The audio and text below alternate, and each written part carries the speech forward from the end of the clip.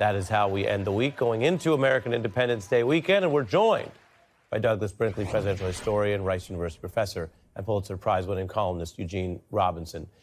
Gene, your thoughts on what is now the ending of this round, the budget plan going to the White House tomorrow? Well, look, this ended the way I always thought it would end in terms of the legislation being passed. The Republicans do have the majority in the Senate and the House, and Donald Trump wanted this bill passed, this big bill. It is big, and so it was going to pass. I mean, that was going to happen. The unexpected note was Hakeem Jeffries' speech. His 8-hour plus speech was an extraordinary thing in the House, and it certainly did serve to cause this vote to be held in the daylight, and to bring attention on the fact that these majorities are very narrow in both the Senate and the House that Republicans have.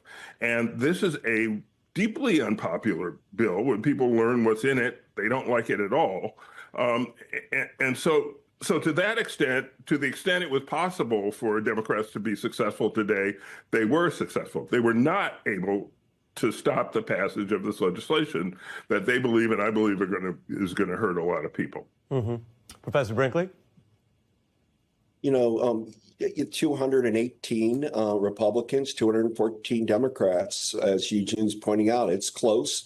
And that's what the next election is going to be all about. This is the opening. Tomorrow opens the election for 2026. There's just no doubt about it. There were shocks this week or tension-filled moments. I thought perhaps Lisa Murkowski, on the heels of a book coming out and the press she was getting, may have stood up to President Trump in her profiles in Courage. I was at the JFK Library this year. They gave Profile in Courage Award to Mike Pence.